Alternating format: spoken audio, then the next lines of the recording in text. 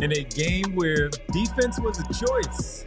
Down the stretch, the 76ers and the Nuggets. Sixers had their opportunities, but the team with the better experience in the end came away with the W, snapping the Philadelphia 76ers 4-game winning streak with a 137-134 defeat to the Denver Nuggets on Friday night in South Philly. Welcome to the PHLY Sixers Postgame show presented by Bet365. Download the Bet365 app and use code PHLY365 when you sign up. Whatever the moment, it's never ordinary at Bet365.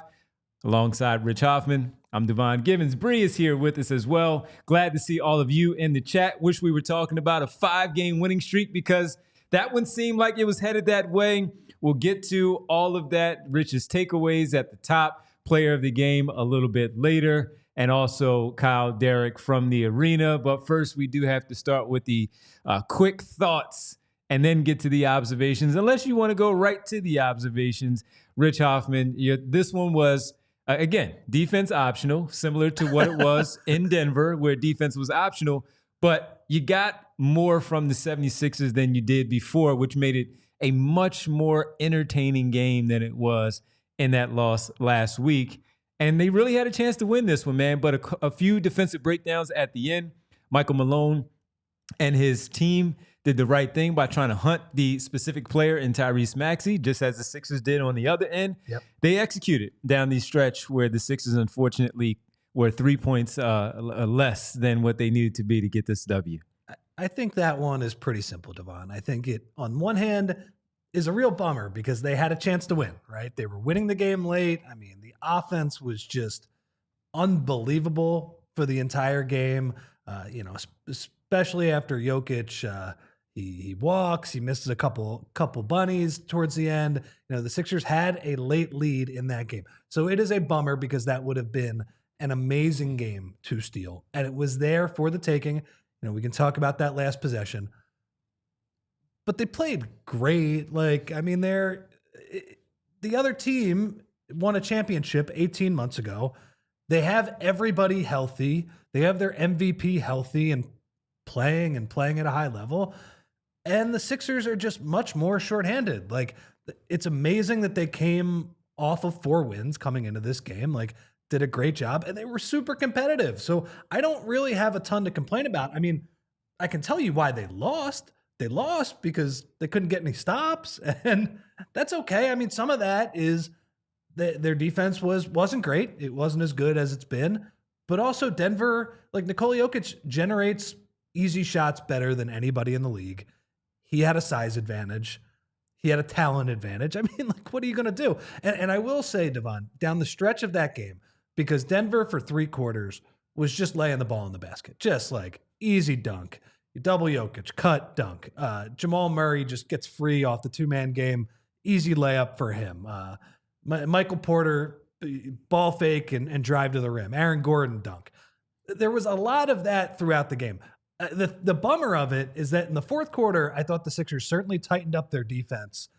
And then Denver started making tough ones, man. Jamal Murray in the mid-range looking like classic Jamal Murray. Step back jumpers, tough ones. Aaron Gordon making an above-the-break 3. That's a tough one. Jokic, it's funny, when he makes those threes at the end, I said, you know what? I think you got to give that shot up because you can either switch it and then Tyrese Maxey is on him and he can go HB dive to the basket, which he did on one of the plays. Maxey gives up the N1. You could try and double him, but he's just going to find somebody open for a dunk or a wide open shot. So again, that is a very difficult team to guard. And I thought the Sixers' effort was great. We can talk about Tyrese Maxey because he's playing the best basketball of his career right now. I am so excited about what he is doing every night. Yabu, incredible game. But yeah, it's a bummer considering, I think when we look at the stats at the end of the game, the Sixers shoot 56% from the field, 53% from 3, and they lose. And you know why they lost? The other team shot 66%. Yeah, I'm rounding up. 66%. Jeez. Look, that's what the game was. We'll talk about it. But more than anything, it's just a bummer that they lost because they have done such good things over the past week and a half. Yeah, I mean, in the game, the Sixers scored a season-high 134 points. They tie their season-high of 21 made threes, and they lost this game.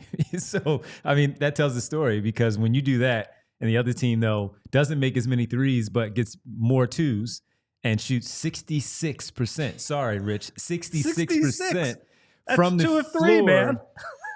And look, they shot 8 less field goals than you. Yeah. And they still shot at that clip of 66%.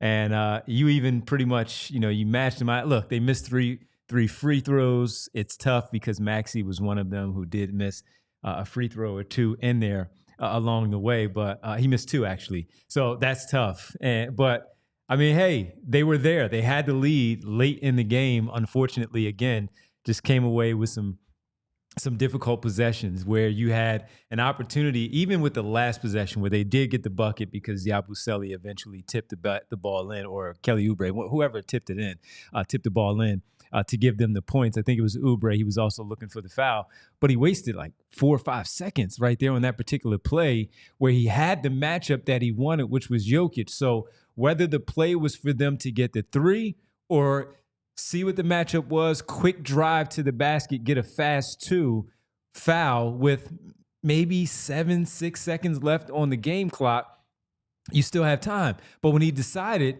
to drive, stopped, couldn't figure out what he wanted to do, then passed it to Yabusele. He wasted 4 or 5 seconds right there, which took valuable time off the clock for the Sixers to really get something going for whatever it was that Nick Nurse drew up in that huddle for them to get. You knew they were going to try to take Tyrese Maxey away. It wasn't a great idea to have Eric Gordon touch the ball at all unless he was catching and shooting. So that one was tough to see what they did at the very end when they had a pretty good chance, man. They had a pretty good chance of getting points on the board much faster and giving themselves an opportunity after a timeout, no less, with something that was drawn up. So that one was tough to see. And defensively, the game was going the way that it was going, where points were going to be scored. No one was going to stop either one of them from scoring. The Sixers doing their best. Kelly Oubre basically in Nikola Jokic around his waist as a fanny pack, basically on that one play where they didn't call the foul. He probably should have gotten a foul there. He should have gotten a foul called on that one. Tyrese Maxey made one of his only mistakes after the first few minutes. He made a bad decision of fouling Nikola Jokic on a drive to the basket where he should have just given up the 2 and not reach on that 1 where it gave him a 3-point play to put them up 1, which then put the game on a lopsided, here we go, no longer, as Mark Zumoff would say, the seesaw. Yep. It's no more longer the seesaw. Now you give them the lead there with that free throw. You miss on the other end. They make 2. Now it's a 3-point game, so you're going in a different direction of what the complexion of the game was, which was 2 tie, 2 lead, tie, 2. And no one was taking that lead. You can't give that one up there on that foul that Tyrese Maxey made. He made so many brilliant decisions tonight. That was a bad one. That was a bad one that stands out. It's in the end because when it's that close, you can't make that mistake. You are not on their level, but you're playing on their level tonight. You can't let that one happen in the end. It's tough, though, because your natural inclination as a player is foul him and swipe at it, try and get the steal. But when you have that guy, who, as you said on that one play where he caught it earlier and said he's the best at that with the keeping the ball high, he is so good with the basketball, the ball security with him. You can't take that chance there. You are on the other end doing the same thing. Yeah. You're scoring. Don't give him that 1 point, and that's exactly what they did, which threw things. The imbalance was there for the remainder of the game. And I think, as we saw, like late in the game, with the way that Jokic was scoring those points at the end, the Sixers tried 3 different coverages. Man, like they switched on one of them where Maxey got that foul, and then there was an end one. Mm-hmm. On another one, Yabusele played like a traditional drop coverage. Eric Gordon gets over the screen, and Jokic says, all right, I'll take the 3. And honestly, I thought giving up that 3-pointer, even though it was an open look, even though Jokic is shooting over 40% this year, he's having a much better year than he has in past years shooting that 3 ball. He's like, I think you just had to give that up just because of the variance, right? Like, he could miss. It's not a layup. And then on the third one, the Sixers trap, which I actually didn't mind. You trap Murray. Kelly's got to get there a little bit faster to deny the pass to Jokic. That was a steal. And then Jokic gets it. But I like that Nurse mixed it up. I guess my big takeaway from that, instead of killing the defensive coverages and saying, oh man, the Sixers screwed all that stuff up, is it's really hard to guard Nikola Jokic. And it's really hard to guard him shorthanded when you don't have any size on the floor and you can't really bother him and get into his airspace. So that was my main takeaway for that. They tried 3 different things. It didn't work. And that's like, Jokic has seen every coverage in the book by now, right? And he can make the plays in his sleep. I will say he also was asleep the entire game defensively. That's why we both agreed, and Bree had already walked away, so she didn't see it, but that's why we agreed. Yeah, with that coverage, you give up that 3 because he was kind of out of it all second half. He was just kind of out of it. He wasn't himself. I'm sick of watching the other team lay the ball in every single time too. So just give up the 3. Hopefully he didn't make it. Guess what? They made it. And tonight down the stretch, Denver made all of their threes. What did you think of the inbounds play when they are down 3 and the ball gets inbounded and it finds Kelly Oubre? Yeah. Oh, Bree actually has the video up of the 3 coverages. So people can see this, right? So this is the first one. They switch that action, and Jokic scores easily on Tyrese Maxey for an N1. Yep. That's one way to guard it. Can't reach. You can't reach. Whatever. Maybe it should have been an easier play. Okay. Then Jokic makes the free throw. But if we keep going here, his next point. I don't know why the NBA is taking so long. Okay, here we go. Right. This is just traditional drop coverage. Gordon gets around the screen, then he pops. 3, bang. That's one I think you give up, right? Yes. If Jokic is going to beat you, he's going to do that. And here's the third one. Trap. Boom. Kelly, go now. You got to get there just a little bit faster. Yep. And then Jokic scores on him. There's nothing really you can do. Anyway, my point is there are not a lot of really good answers. Thank you so much for that, Bree. For Nikola Jokic, he has seen every single coverage in the book. And I like the fact that Nick Nurse was trying different stuff against him tonight. But they did a good job of leveraging that matchup with Tyrese Maxey, who I've given so much credit for battling and using his strength against bigger players so far this year. There's nothing he can do in that. No. There's nothing you can do. But not foul. On that one play, don't foul. So can I go back to the one where the Bree, you don't have to show the video or anything. I just want to go back to it, Rich, when you pointed out the trap. I thought they did a really good job of forcing him, Murray, to the sideline. And in the moment, we're kind of playing it out as well. And we yell, go now. Because what happened there, if he was going to pick it up, he knew he had the outlet to Jokic in the middle of the floor. That was going to be a really difficult pass for him to skip across the court, to the corner, to the wing, wherever it might have ended up. And no one had then redirected themselves for the Nuggets into the middle of the floor at the free throw line to take that space that Jokic had vacated. So the only play was to Jokic in the middle. And Kelly Oubre has been so good defensively. I know he was trying to be careful. And sometimes we can call him a little bit reckless with how he does things both on offense and defense. But in that one, you needed the reckless Kelly to... You needed the reckless in this game where you're giving up buckets all the time, right? Exactly. You needed the reckless... I'm going for a pick 6 right here in the middle of the floor, the gamble. Because we saw a play maybe 2 or 3 possessions before where Justin Edwards did the same thing. And we said, we can't really get on him too much about that one because he kind of had to go after that ball, because we called for the double team from Kelly Oubre a little bit earlier on the Maxey-Jokic matchup. We wanted Kelly Oubre to go and help out. We wanted him to force the ball out of his hands, and everybody else understand what you got to do. Everybody rotate. You slide over one. I take the baseline. Edwards, you go that way. You get the corner. Yeah. Eric Gordon, you got to play the middle now of that floor in the back end and take away things. You got to play the 2. So with it, I was okay. We were okay with Edwards doing that. Kelly Oubre needed to go. I'm going full Ed Reed, pick 6 in the middle of the field. If he throws it over Eric Gordon's head, fine. And he makes a great pass. You shake his hand and say, Jamal Murray, great pass, my man. But in the middle of the floor, can't blame Kelly because, of course, you know what he's thinking. But, man, had he done it, he was just a step too late. Otherwise, he was going the other way. And then Murray, if he would have caught up to Kelly Oubre, bonehead decision, foul and one. Or you just give up the 2, and what do you have right there? You have an opportunity where in fact, you take that lead on that play. So a lot of we're not nitpicking, but we are definitely armchair quarterbacking because there were some things there that the Sixers could have done defensively to come away with that win in the end, or at least make it a final possession type situation, maybe overtime, but they fall short by 3. We're going over the late game because we're going to do the positive stuff in the second segment. Yeah.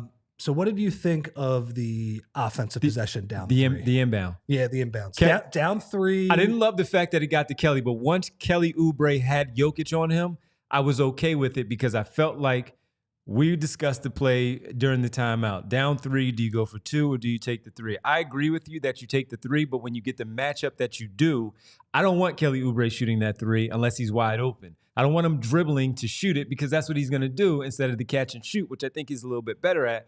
I wanted him to go fast and put the ball on the floor against Jokic. Jokic was lazy on defense. You called it all night long. So if he did get that right drive immediately, Jokic is a smart guy, but it doesn't mean that he wasn't going to put his body into Kelly to try to take away and recover. And then Oubre finishes at the rim. Now it's up to the discretion of the whistle by the officials to either blow the whistle or not and see where it plays out. But they had enough time. 11 seconds, I think it was. Something like that, yeah.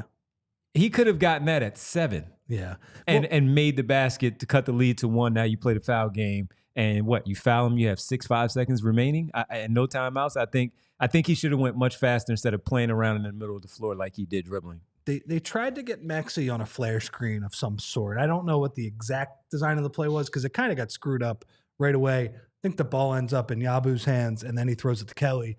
And to me, this got said in our Discord, and I actually agree with it. Mm-hmm. It feels like Kelly was like the 4th option on that play. He did not think he was going to be getting the ball. And it's rare for Kelly Oubre to have a moment of indecision. Usually he makes an error of omission or of commission instead of omission. Right. And just goes too hard and is out of control trying to score. He got to the point where he got stuck in between multiple ideas. I think, he catches it kind of in front of the 3-point line too. He does have Jokic on him. You're right, though. He probably in that spot, just go attack Jokic. Jokic is probably, if you go hard to the basket, is probably just going to let you score because he's probably afraid of the foul. He's like, all right, smart. I'll give him the dunk. We'll make free throws on the other end, and we'll do this again, with them not having any timeouts. But it did seem like that play got blown up. It's funny. A lot of people brought up the last play when they are down 3 and Yabu takes that kind of off balance shot at half court. I thought that play was sort of blown up. Christian Braun did a really nice job denying Maxey on that one. I'm not as bothered about that one. The one that I will be thinking of is the inbounds pass before where Oubre catches it in between. And I got to say, like Nick Nurse called a lot of really good ATOs tonight. He did. The Nuggets did not play good defense, but the Sixers got really good shots. It just happened that in the biggest spot there, just didn't get a good look. Didn't get what you wanted, got caught in between. And look, like you have a bunch of guys that aren't expected to do anything really playing against a team with the championship core. Yeah. Yep. Absolutely. That's what happens. I mean, look, they were in this one. They were in this one when they probably shouldn't. But what we are seeing, and I do have a overall question that I'll throw at you when we come back from the break before we start to talk about a few other things that we did like as well. Was a great game. It was a really good game to watch. Especially, awesome game. Yeah, it was a really good game to watch. I mean, the high scoring, again, defense optional tonight by either team, but it was a fun one. Unfortunately, your team did fall short tonight. 137-134, 4-game winning streak snapped. The Sixers are right now sitting at 19-28. Tough one tonight by this team. Denver Nuggets snapped their losing streak at 3, picking up the win 29-19 on the campaign. Sixers have the Boston Celtics in town on Sunday night. That's a 6:00 start in South Philadelphia. So just for the people who maybe have tickets or wanted to watch the game and think it's a 7:00 start time, it's a 6:00 start time in South Philly for the Sixers and the Celtics on Sunday. When we come back, we'll talk about some good things that we saw tonight. Certainly Tyrese Maxey, Guerschon Yabusele, Kelly Oubre for the most part of the really night. Good game. Yeah, we'll get to all the good stuff on the other side. We'll check in with the guys from the arena. I have a question for Rich overall. for these 4 games. Well, now 5 with this one in the books. We'll discuss it all. Rich, me, Bree, we're all here with you, hanging out on the PHLY Sixers Postgame Show presented by Bet365. And Devon, let's start off by talking about our friends at Ace Hardware Home Services. Do you have a leaky pipe? At Ace Hardware Home Services, they are around the block with everything that you would need to fix it, including the person to do the fixing. Do you have an air conditioning issue? They also have a person for that. How about a faucet that you said you'd fix a little while ago?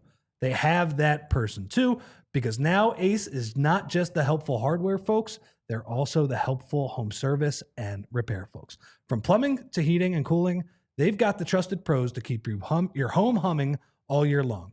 Ace Hardware Home Services. They are bringing helpful home, the helpful you love, from the store and now to your front door. And Devon, Ace brings experience. They are local plumbers and techs that handle everything from repairs and seasonal maintenance to installations and upgrades. They bring understanding.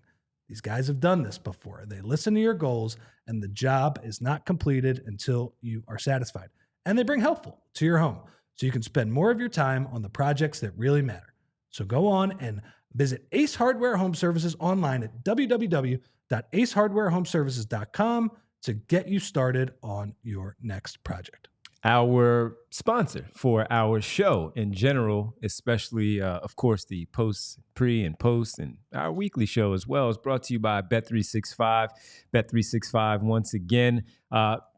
Rich hit it with the 5+ threes for Tyrese Maxey. Woo! He got that when Christian Brown came in and got my 11.5 real fast. He ended up with 13, but he had that 11 pretty quick to get things going. A dim boner, though, not deciding to there was enough missed shots where he should have gotten some rebounds, but he did not. So I failed you again. But we had some fun tonight at Bet365, where it's never ordinary, having over 90 million users worldwide with early payouts in the NBA, NFL, NHL, and Major League Baseball. And Bet365 has pioneered that in-game betting. And I got to tell you about basketball for Saturdays, a Slam Dunk Saturday.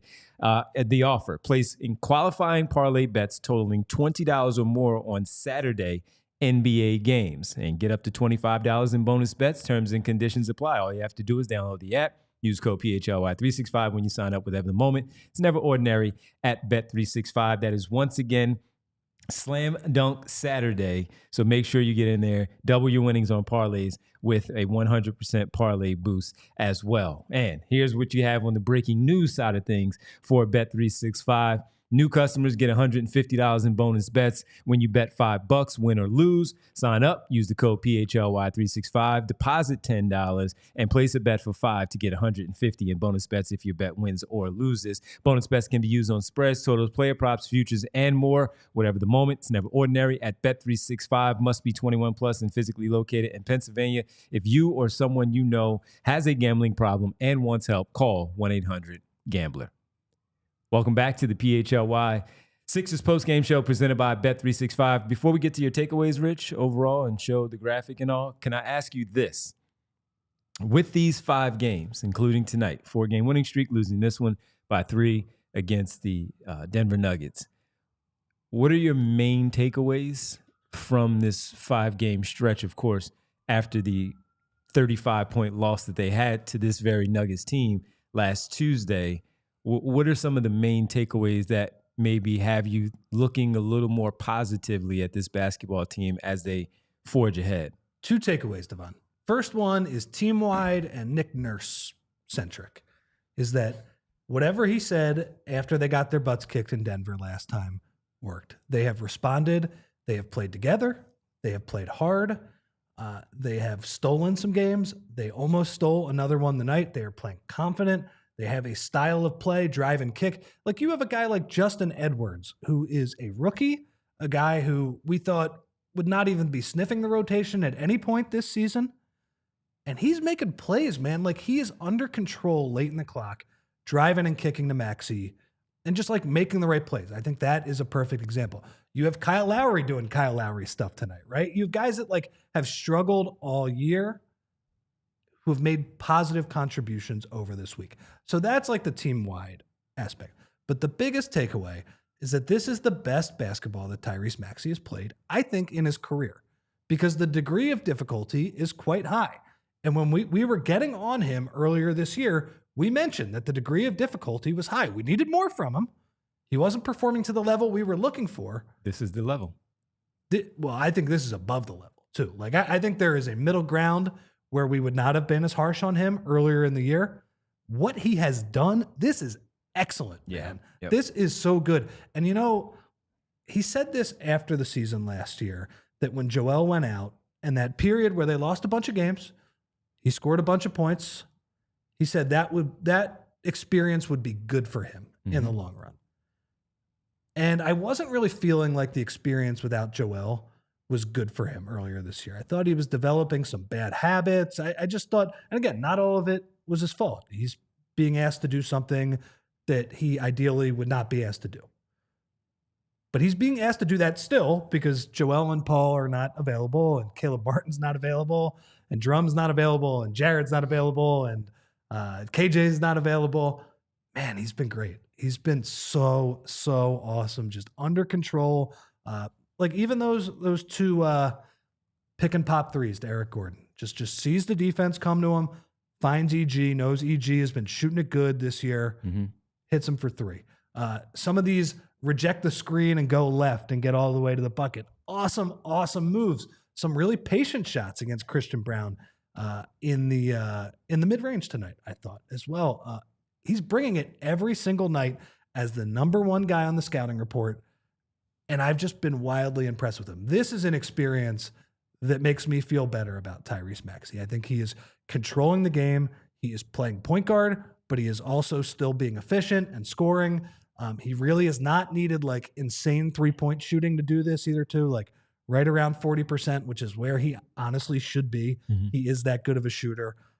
That's my biggest takeaway. And that's something I think you can feel really good about as a Sixers fan. I don't think he's going to continue to play like quite this well. This is absolutely insane basketball. But the fact that he has this in him as the lead guard, as the number one option for a decent period of time against some pretty good teams is super encouraging to see. It really is. It really is. All right, man, let's get to great stuff. Of course, as always, let's get to Rich's takeaways here tonight for this game. Of course. Yeah, I think we hit on them for the most part, right? I think that was just an awesome effort. Now, if you want to ding them a little bit, the defense in the first three quarters, they just were giving up a few too many easy baskets.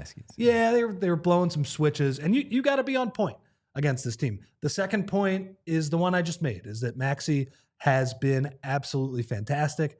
And I'm just smiling thinking about Yabu, man. He is so much fun. And I guess we should talk about this now, because Nikola Jokic, I think, is probably the best player in the NBA. But I also have trouble squaring how bad he is defensively with how unbelievable he is offensively. Like some of the passes he was making tonight, that pass in the first quarter where he wasn't even looking at the guy and he just throws it over the head. Like Tyrese Halliburton, he throws no look passes where he's like staring at the guy and then he looks away. Nikola Jokic like won't look at the guy for the entire possession, and he's got a GPS in the back of his head. It's unbelievable. Like the way he snares some of these passes too, like somebody will throw a ball at his knees and he'll just grab it with one hand, quick graceful spin and flip it in. It's unbelievable how easy he makes it look offensively.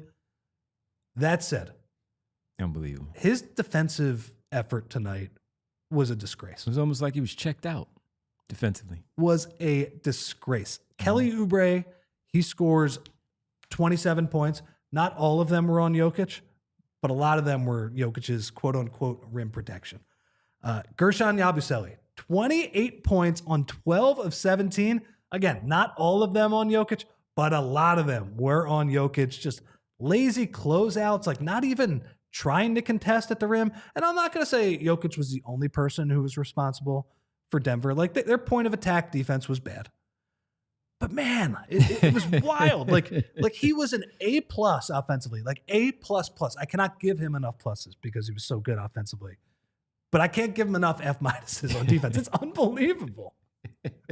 So, and that's the funny part, because I saw Attila say there that he's the best offensive player in all caps in the game. So I think he's the best player, but and it's tough because he's tough. so good offensively. Definitely the best offensive but when player. you ding him defensively, that normally takes away from, well, the guy can't be the best in the NBA because mostly that's a two-way guy, or at least somebody who gives effort.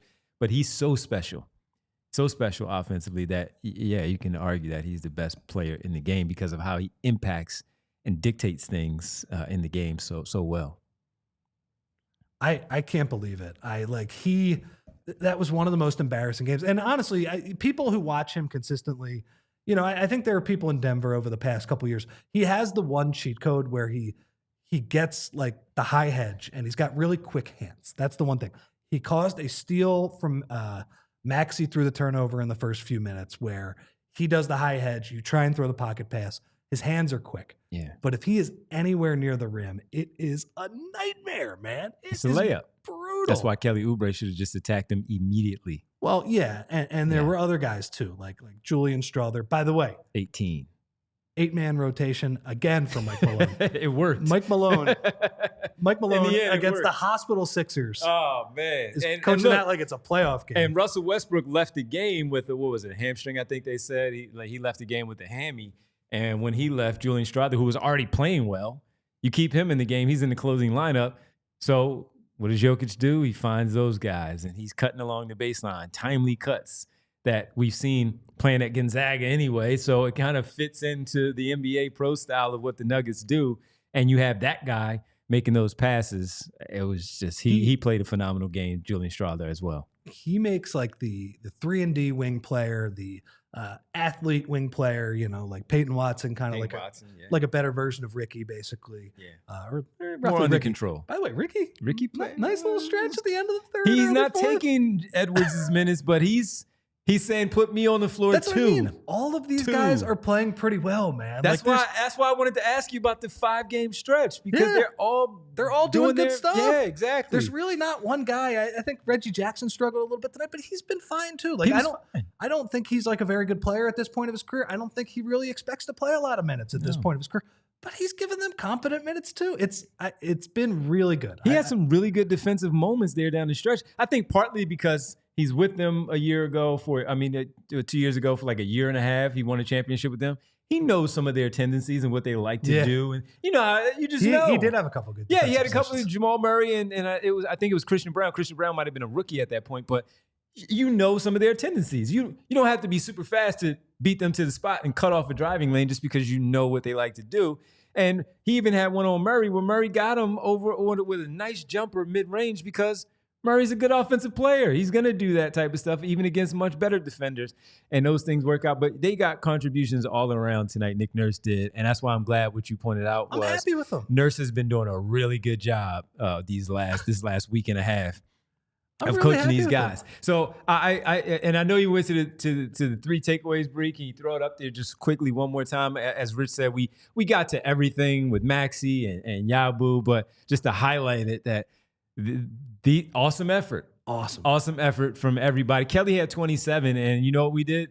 Dude, you should have drove to the basket on that final possession because the game was in your hands right there to at least put some points on the board, but he was phenomenal too. Kelly played too well, so we criticized him. I know. Because in part, he played well and gave them a crunch time moment, right? That's what it was, right? Yes, he did. But look, we got to take a quick break. We'll come back. We'll get to the guys as well, get to the player of the game. He was phenomenal. He was right there. We just talked about him in this one, but we'll get to the player of the game. I want to run some numbers by all of you and Rich and Bree of what the Nuggets did tonight. As you said, they shot 66% from the floor. I want to run some things by you, but we'll do that when we get back right here on the PHLY Sixers Postgame Show. Sixers fall by 3 to the Nuggets right here. Postgame Show presented by Bet365. And I need to tell you all about Dr. Glatt and Dr. Glatt teaming up with Dr. Morgenstern at the Morgenstern Great Center for Orbital and Facial Plastic Surgery.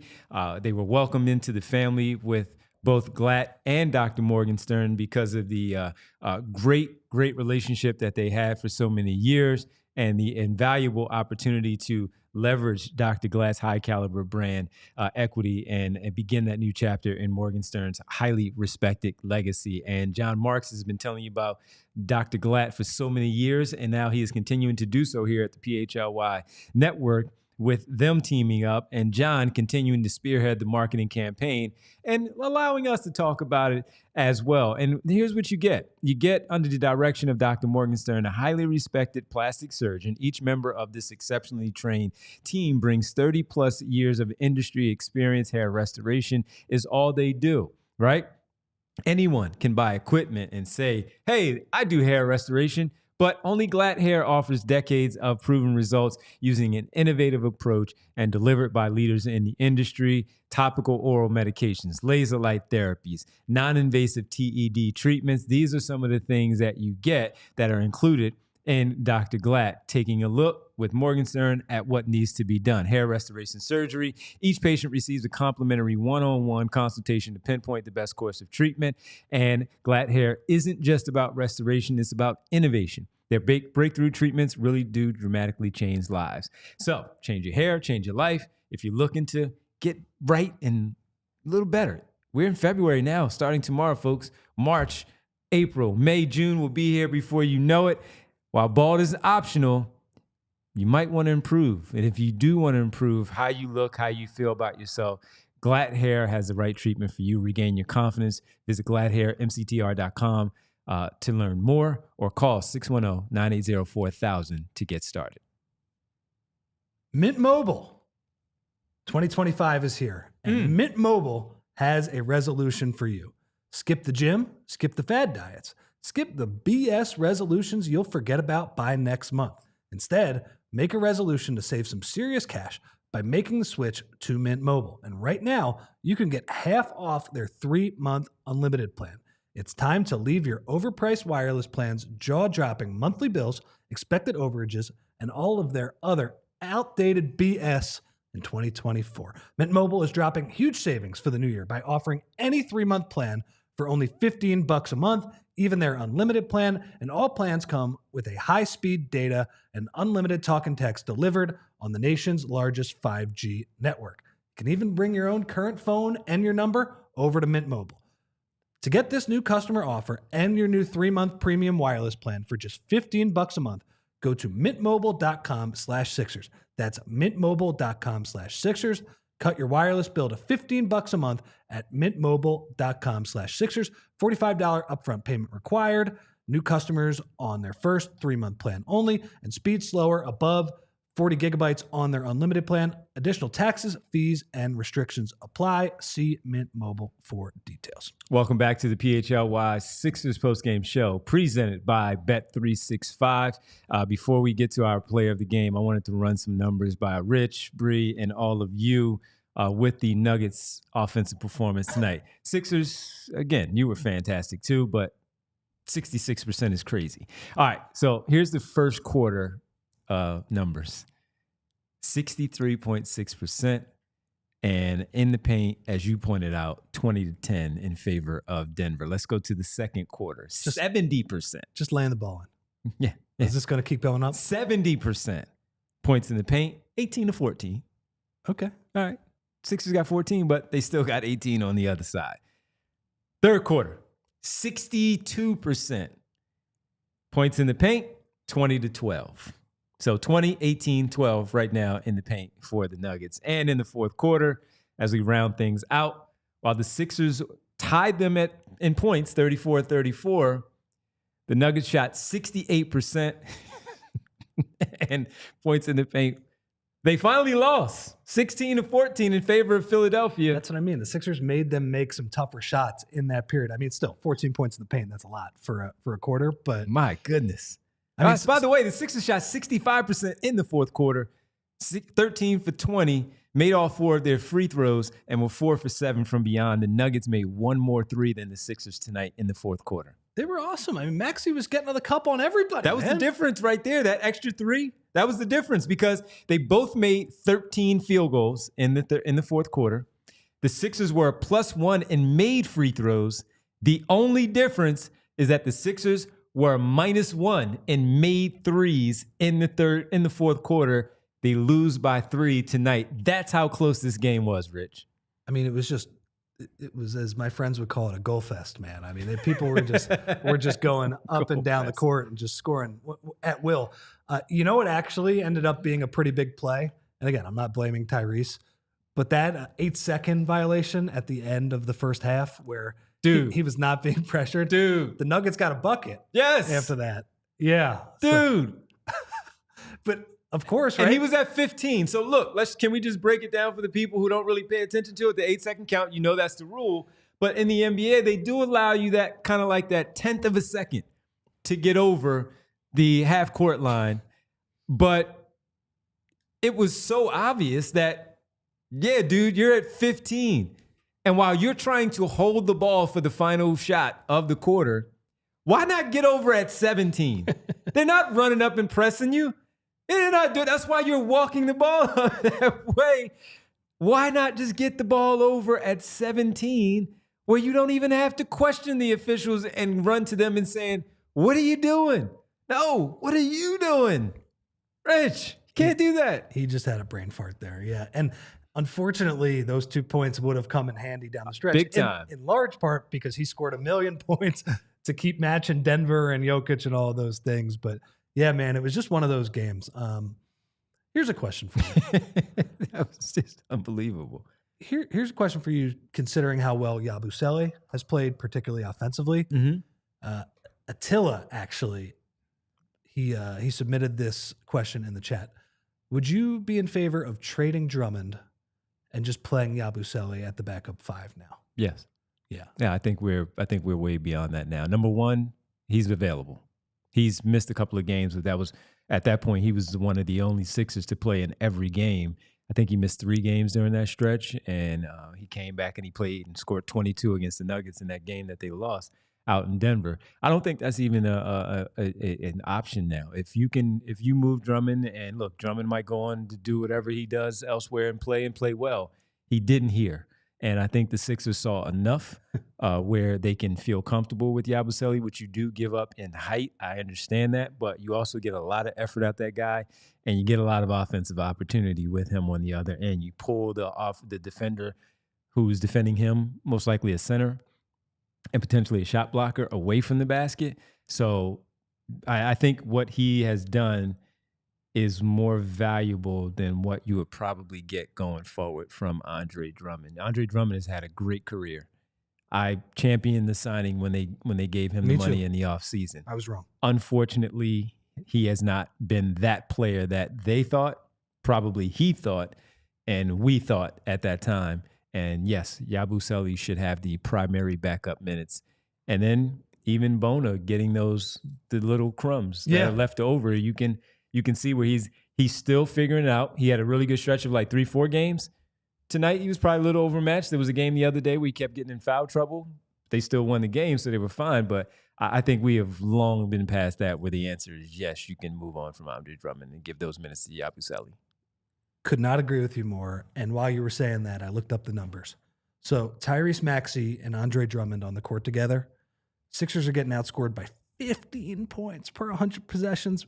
And it's in large part due to the fact their offense stinks. 103 points per 100 possessions.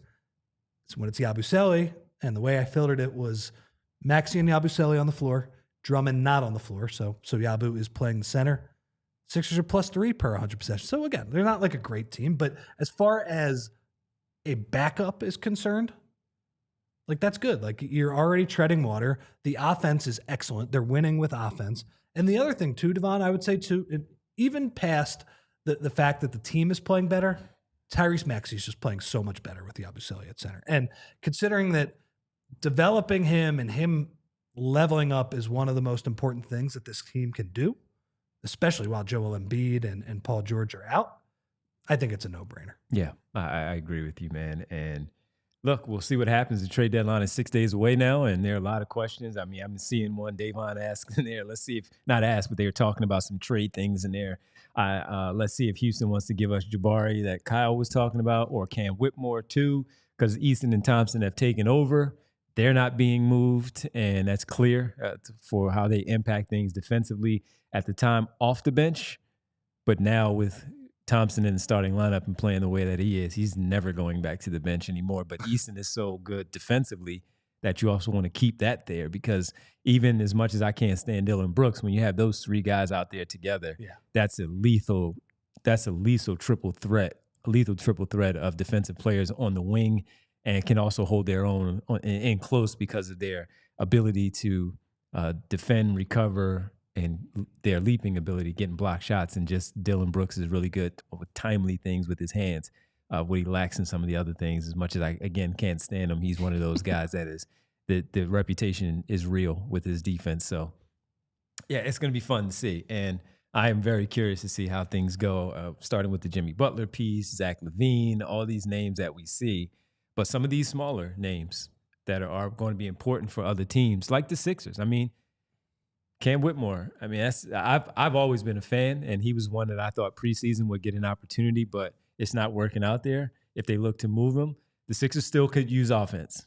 Yeah, I mean, the guy can score the basketball. So if that's something that they decide to do, and Cam Whitmore somehow finds his way back to Philadelphia, the guy can score.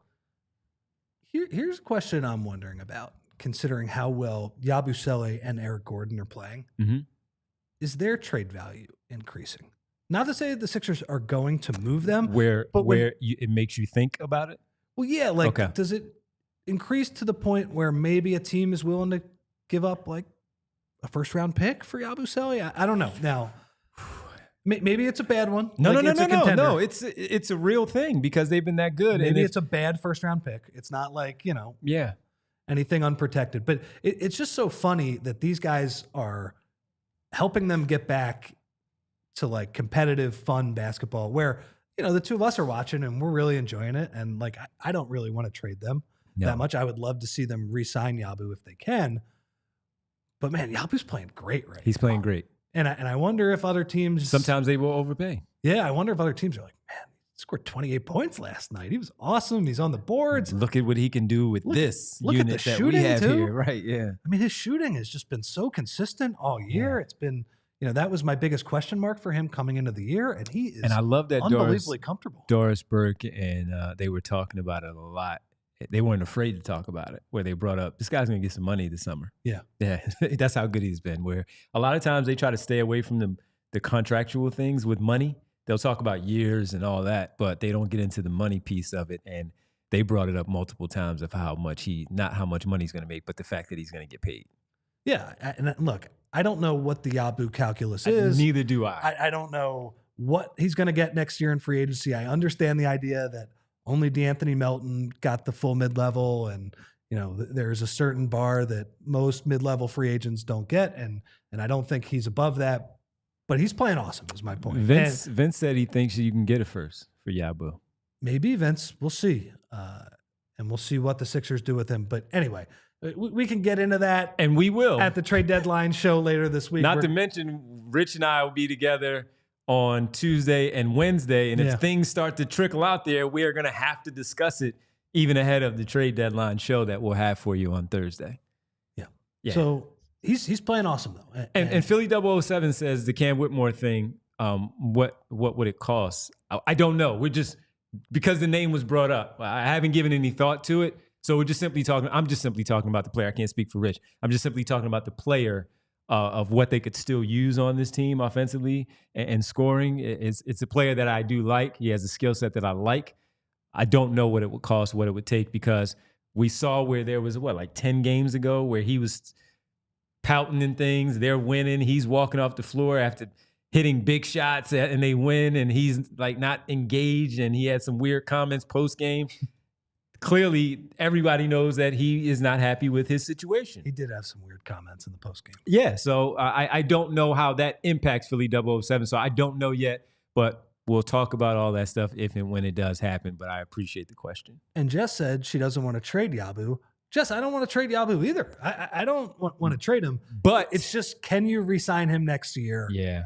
And you got to make that move. By the way, they might be able to re-sign him. That might be Daryl's answer to the question. He knows more. We talked about this the other night. He knows more about what the market will look like for Yabu this summer, maybe in talking to Yabu's agent. Figure it out. Yep. Absolutely. He's playing awesome, though. That's his thing. That's what he has to figure out. All right, Bree, let's get to the player of the game here. Yeah. Look at that. Give him one, right? Give it to it's him. tough when the guy has 40. What did he have? 41? Tyrese Maxey? Maxey was awesome. I don't know. Maybe we're giving Yabu a little bit of a, it's not a participation one. Nah. But it's, Maxey, it is hard to argue against him with 41 points. Yabu was But he so went awesome. toe-to-toe with those guys. He was awesome. Yes, he was. Yes, he was. So, look, we just gave it to him. Yabusele tonight, 28, knocked down 4 threes, 3 steals, 7 boards. Just Duncan, man, he was pulling down the rim. How about that alley-oop from Justin Edwards? Beautiful play. Justin Edwards with the come on, man. That was a really good play. So, player of the game, Yabusele, our player of the game is always brought to you by Rich. No one. That was a great play by Justin Edwards to throw that lob. But can we talk about Ricky? Real quick, 1 point on Justin Edwards. Please. He does not have the ball handling skills to like create great passing lanes. You know, part of being a great passer is that's why I think LeBron is one of the greatest passers of all time, because he's an amazing ball handler. He sees over the defense. It's Jokic too, right? Because they create these passing lanes for other people. Jokic does do it a little bit differently than LeBron, though. Like LeBron would do it with athleticism and getting into the paint and height. Jokic is doing it while like on his back heels, just throwing curveballs to people. Like he really is like one of one in that regard. Yeah. So Justin Edwards doesn't have that in terms of his ball handling. Man, he's a really smart passer, though. I think we've seen. So you asked the question about the backup 5 minutes. I think we've seen enough where he's an NBA player, I think. Oh, yeah. Yeah. I mean, the shot, the defensive stuff, the shot creation that you talk about, while it's not super flashy, his handle is tight. He's not afraid for a quick spin move. And the other thing, he knows who he is and he knows what not to do. Yeah. He doesn't make those kind of mistakes where we ding Ricky for those things, but we also love Ricky for those things. Yeah. Justin Edwards, when the ball swings to him and it's not there, it takes him about 1 second to get the ball out of his hands, to get it back to the top. Quick decision maker. Of the offense to allow something to happen in the middle of the floor, and he doesn't waste those possessions. Very rarely do we see a bad play. And that might be coaching them from the Sixers where they're saying, hey, if it's not there, get the ball out of your hands right away. But if that is the case, he's doing it. He's listening to the advice that they're giving him, and he's running through it. So he's been really good. Yeah, I'm just like extremely impressed with that dude's basketball IQ. And you mentioned like the quick decision making. It's kind of like the anti-Tobias Harris. You know, Tobias Harris would hold it for 2 seconds, and then even if he is going to make the right decision, the defense is recovered, they're set, all of those things. Justin Edwards, you're right. He keeps it moving, right? If he gets an advantage, he is going to give it to somebody else with an advantage, or he's going to shoot it. Ball don't stick. And that is part of that is that he passes it well and he moves it well. Part of it is that he's got the quick trigger 3 going too. Man, he was shooting some in like early transition tonight. Like he was just bombing them in Jokic's face. And when he was getting those minutes earlier in the season, he wasn't shooting as quickly. Now he is. Yeah. He's seen a few drop. He knows what it's like out there on the floor now. He's played some games. Yeah, he's an NBA player. He's the face He's of an NBA player. My first point about how Nick Nurse has this whole team playing well, contributing, playing together, all of those things. That kid is the face of it to me. He has been really good. And also, as Derek has pointed out more than a few times, there's an open roster spot on this team, Josh Harris. Just saying. We saw Ricky get his. Is it time? Will it be time? We'll Come on. All right, Ricky, though, 10 points. And he was 4 for 10 for his 10. So it doesn't always look great, but we saw it. And it was when they came back and they finally took the lead. Ricky hit that big 3-pointer at the end of the third quarter. Yeah. He had another basket in the fourth quarter. Yeah. He had a steal going the other way. He had one of the smartest plays I've ever seen him make. He made the Danny Green cut where the guy has the ball in the wing and he cut from the opposite corner along the baseline to the strong side corner. Danny Green did that 10,000 more times than any other player in the history of the NBA, in part because Danny Green only shot from the corners. Ricky did it, and he made the 3. It was awesome. And Ricky doesn't have the type of shot where you say do that coming off of movement and shooting it that way, but he's clearly not afraid to take those, and he's making them. He got the 1 steal, you're right, and he passed it to Kelly in transition for the layup. Yeah, I mean, again, even if Rick isn't perfect, like he's given them good minutes. He has really responded from that quick demotion to Delaware. what I call the Lorenzo Brown Memorial trip to Delaware. Yes. As my process heads would know. Anyway, Rick has been really good. Again, like I don't have a lot of bad things to say about anybody who is playing right now for this team. Yep, absolutely. All right, some good things to say with our guy heading down to the arena, checking in with Kyle Neubeck, joining us live from the arena. Kyle, a totally different game than what we saw, not this week on Tuesday, but last Tuesday, where the Denver Nuggets hung 144 on the Sixers, defeating them by 35. Had Nick Nurse yelling, and the paint was chipping off the walls because of everything that was happening. And Kyle, for this game and the games that we've talked to you during this homestand, the two before this, plus the other two wins that they had prior to that, where things have changed since that very game where Nick Nurse went off on this team in the locker room. They won the 4 straight. They lost this one by 3, which was the difference, a 3-pointer in the fourth quarter. That was the difference in the final score tonight. That the effort is there. The wins have been there except for tonight, and they're playing some really good basketball despite this one coming up on the wrong end. Yeah, Devon, we've talked about it a lot, but I think the mental, emotional response to that loss in Denver over the last week and a half has been awesome to see, right? Because we were worrying about, will these guys lose 9 in a row? Are they going to get killed by Cleveland last week? Or are they just kind of dead in the water and then you shut it down and you tank? And, Tyrese Maxey certainly hasn't laid down, but nobody else has either, right? Like Tyrese could be out here dropping 40 balls and playing well and doing the things that he's doing, but without the effort and without the step ups from guys like Justin Edwards and, getting good minutes from Ricky Council, and basically every guy that's out on the floor right now is giving them something. That's why they were 4-1 in this stretch in their last 5 games. And if they're able to survive long enough to get Joel and PG and some of these other role players back, it's because of this total collective effort led by Maxey, and he deserves the most credit for it. But all these guys have really rallied together, and I give them, and I also give the coaching staff a lot of credit for, making sure everybody stays in the boat and trying to keep this season alive. Kyle, I mean, I think we ask about Maxey after every game at this point. Of course.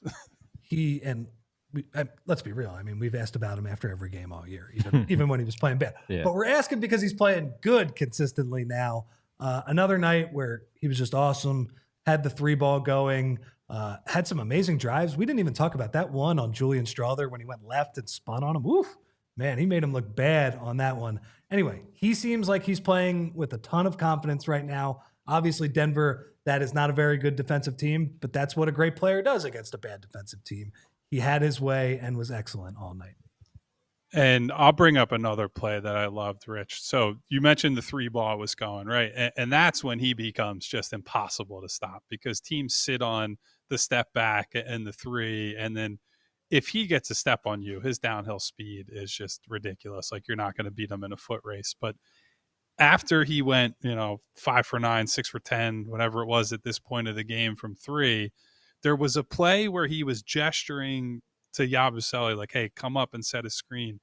And they were so concerned with the screen and then what would happen after the screen that he just took off and blew right by them and got to the rim for a layup. And it was a perfect example of a player who understood how they're covering him, how they're reacting to the game that he's having, and how he can turn that against them. I thought it's everything we've been saying during this recent stretch, right? Like, it's great to hit shots. It's great that, he's putting up all these numbers, but to watch him process the game like that, to, move the chess pieces around the board and say, all right, this is going to get me this look, and this is going to open up this spot on the floor for me. That is the next step that we've been waiting for. That's the evolution of Tyrese from, really capable number 2 guy to a guy who right now is spearheading the offense and has been just awesome as that number 1 option. So, all kinds of credit to him. I hate that he got stuck on Jokic for a couple of defensive possessions down the stretch, although he somehow ended up winning one of those. And he took responsibility as well at the podium tonight, where he said, on the one where I got him and he scored, I got to just let him score at the point he was at. It was a bad foul to take, and I regret it, blah, blah, blah. So, accountability on all fronts, playing hard, playing well. Absolutely zero complaints about what he's offering them right now. Kyle, did they mention what the final play on the offensive possession was that they wanted to do to get? What were they looking for? They wanted to get it to Maxey. So Nurse did not say exactly what the total design was meant to be, but he thought on the inbounds that they had a window to pass Tyrese the ball and get him the ball and then get into what they were going to run. And I think things kind of went haywire from there. Didn't get a whole lot of clarity on that. I know he was not happy that instead of a quick 2 or a shot at a 3, you got a 10-second possession that ends with a 2-pointer, which is the last thing that you can have in that situation. Yeah, we were talking about it, and we were saying that Kelly Oubre, all right, once things went away from the Maxey piece, you got the matchup you wanted. Go by him, Jokic. He wasn't playing defense all night.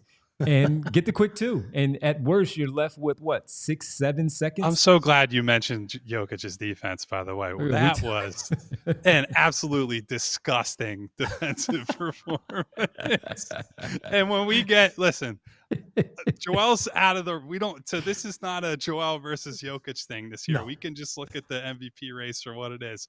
When it gets down to the wire this year, and we're making the cases for SGA and Giannis and Jokic, I'm not a voter, but I will remember this game where best player on the floor offensively, unbelievable, like just moving everybody at his will and picking you apart.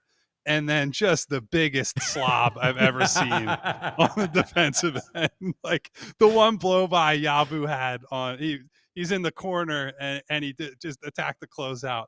I don't think Jokic moved except to turn to the ref and complain that they didn't call a travel. It's like, come on, brother. You give like 10% more effort, and that's an easy win for those guys. Yeah.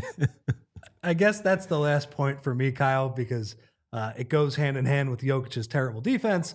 Yabu, I mean, really, everybody played well offensively, but Yabu just was awesome. He was hitting the offensive glass. He was attacking closeouts. He was very comfortable shooting threes when Jokic was flat-footed on defense and popping for 3. Another awesome game for him as well. Yeah, and Derek and I on press row tonight, we're having a bit of a chat about a topic I know Devon has brought up recently and we've talked through. There's just no way that you can convince me anybody other than Yabu is the backup center, and I would take it a step further. If you're going to another guy for a different option, I think I'd rather see a Dembona right now as the third big, because I think Yabu, for what he does for the offense and specifically what he does for Tyrese Maxey, right? Like if we get to a point where everybody's healthy and you can start to construct a real rotation, what Yabu does for a Maxey-led lineup with other bench guys is just transformative, right? Like the ability to consistently hit shots and then attack closeouts. And he's drawing dead as a defender a lot of times, right? Like he cannot do the job that he needs to do with, Eric Gordon, Maxey, Reggie Jackson, Kyle Lowry as like a bunch of small guys and very few guys that are like real point of attack defenders. But if you're telling me you got to try to win minutes one way or another without the other big names on the floor, Yabu has to be part of that equation, and he's got to be a big part of it. He had an outstanding game tonight, and it's a better version of it, but it's the same game that he's played all year, right? Like just dragging the big away from the basket, punishing that guy if he doesn't get there, and then just doing all the little things, short roll passing, the dunks in transition, just the Edwards lob to him. That Fantastic. Was absolutely electric. I'm sure Devon was losing his mind in the studio, but it was even better watching that spin move into a lob to the big man Yabu. So, Yabu Nation is eating good lately. Yeah, he is. And my final one on the way out, Kyle, to get you out of there for the weekend. What did Maxey? I saw that. I know Maxey did, but I didn't get a chance to hear. What did Maxey have to say about not making the All-Star team this year? Boy, he gave the most professional answer you can imagine someone giving. He sat up here as the first question he got asked and basically ran down the list and said, honestly, I'm more happy for a bunch of guys who made it. And he went down the list. He said, I know Darius Garland. He had a really tough year last year. And so to be able to bounce back, have this year, I'm really happy for him. Cade Cunningham's a Dallas area guy. He played in high school. So he was like representing for Dallas. Hero's a Kentucky guy. So, he always holds it down for the Kentucky guys. And he just said, that's the way I choose to look at it. So that was, if anybody was expecting a rant or negativity, he did not supply even a little bit of that. Look at him. He's hitting on all cylinders. I didn't expect anything any different coming from Tyrese Maxey, and he has been fantastic. He's a fantastic person, fantastic performance tonight for him and his team. Unfortunately, they fell short in this one. For the recap, to check out the good, bad, and the ugly, go to allphly.com to read Kyle's story there. And, of course, some of the other work as the trade deadline approaches 6 days away. To read some of the content there, football, hockey, basketball, a lot of stuff going on for us at allphly.com. And while you're at it too, Kyle, can you tell Derek we said hello? We haven't seen him in like a week and a half. Hey, Derek. Devon and Rich said to say hello, and they haven't seen you in a week and a half. Oh, he dodges the piece of paper that was thrown like the Matrix. He's there. He's there, and he's working hard on all our video content to make sure we have crystal clear press conference footage, among other things. So thank you to Derek. Thank you to you guys.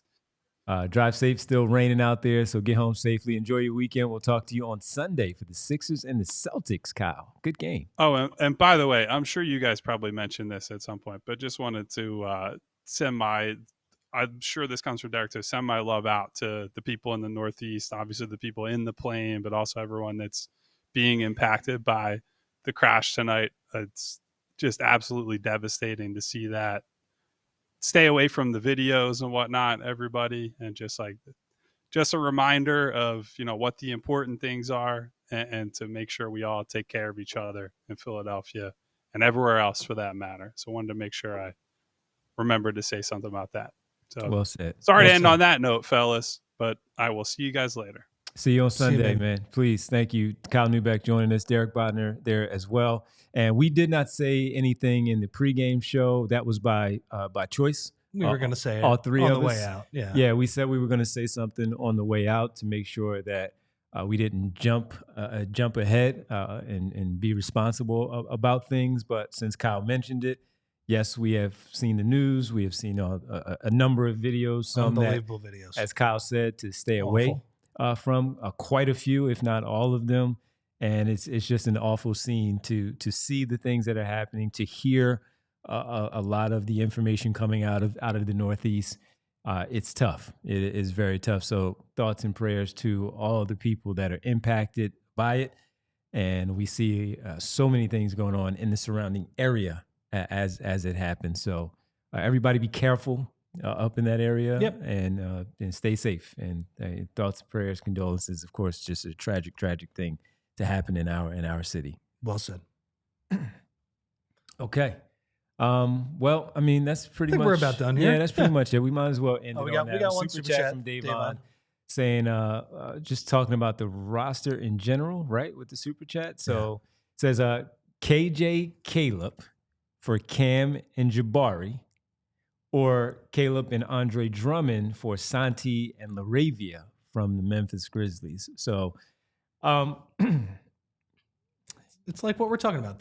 Those trades would be future looking. You would be able to re-sign those guys, I would imagine. And those are the type of trades, if you are going to be a buyer, you don't want to be a buyer for just this year.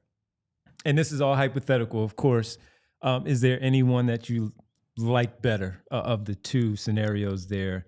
Caleb and Drummond, KJ Martin and Drummond. Pardon me, Caleb and Drummond or Caleb and KJ, or for those two, is there anyone that you like better? I think the Jabari one would be more intriguing. He's the more talented one. And even with Cam, I mean, there's talent there that you have to unlock too. And Santi plays some center and can spread the floor. But I actually think if you have Yabu, it's, Yabu and Jabari, you could play some five there too.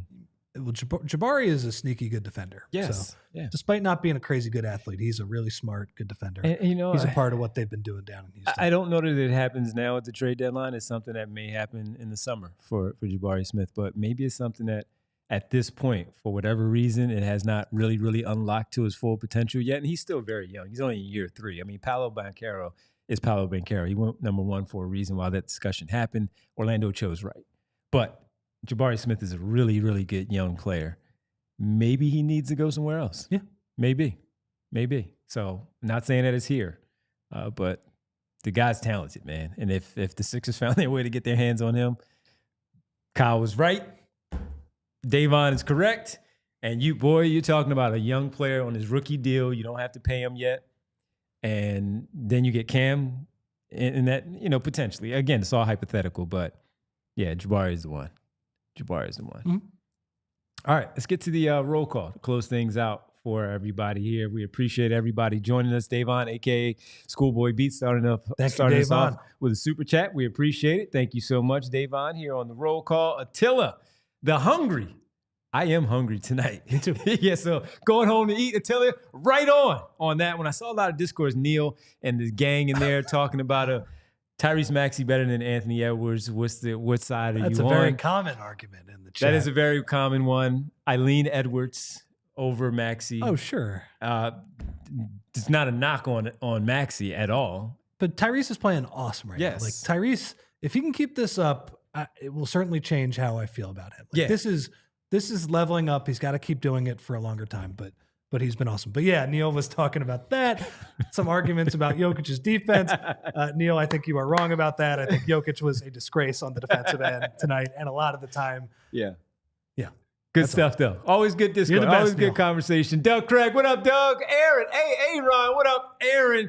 In the chat. Also I have a list here, so let's go through them. Jess, Purple Heart, not purple. She's back to the red. What up, Jess? In that one, no, I'm just kidding. She's back to the Purple Heart. She put a red one in there. She's talking about the great people in the Northeast, sending her prayers. Absolutely. And Joaquin, what up, Joaquin? What up, Joaquin? Prophet One, K Mel, Tom Jackson, Frame McRib. I used to love the McRib as a kid. Loved it. Oh man, it's back, I think, too. Used to love the McRib, but all the barbecue sauce, just take the onions off. I'm good. All right, Vinny in there saying, yes, you can trade Yabu and get a first. The question is, do you want to trade Yabu in general? That's the question. Got his pulse on the NBA trade deadline. Thank you, Vinny. I Gavini. What up, I Gavini? We have Vic. We had T. Harris in the chat. Fresh Prince 215. What up, Prince? Philly 007. Jerry Sinclair. Doug Craig, we mentioned. Kyle Wright. SB Cole. Seismically. Love it. Seismically. It was a seismic performance tonight, unfortunately. Offensive performance. Unfortunately, nobody played defense in this one. Rich P. What up, Rich? Neil Deaver. Davon, we talked about. Boots. What up, Boots? What up, Boots? Authenticity, just checking in kind of late. We love it. Same James checking in as well, saying good night. We appreciate it as always. Better love somebody to love somebody in there. Al, the 2-minute warning as well. And I think that's it. Is that it? Is that everybody? Did we hit on everybody? I think so. All right. I think we got everybody. My mom was in there too. Hey, Mom. Hey, Mom. We see you in the chat as well. Everybody, we thank you for checking in, hanging out with us on the Friday night. Unfortunately, it snaps the 4-game winning streak. They cannot extend it to 5, but it was another performance where the effort was there. Before we said it wasn't there, and we dinged them for it. So did Nick Nurse. That's why they're playing much better. Make sure you like and subscribe to the show. Please do that for us. And when you do, also get ready for the bell icon, because when you do, you hear the alert that is showtime. And that is like that. And you know it's game time for us here on the show. On Sunday, we'll be back at 5:30 for the pregame coverage. Sixers Celtics. They get after it. Sixers trying to get back into the win column on Sunday against their division rival, the hated Boston Celtics. Jeff Lurie, do not buy that team. Stay in the good graces, Jeff. Do not buy that basketball team. Let someone else do that. We know you're from New England, the Boston area. Don't do it. Don't do it, Jeff. I know you already have a title, and you're probably going to lock in this. You are going to lock in a second one.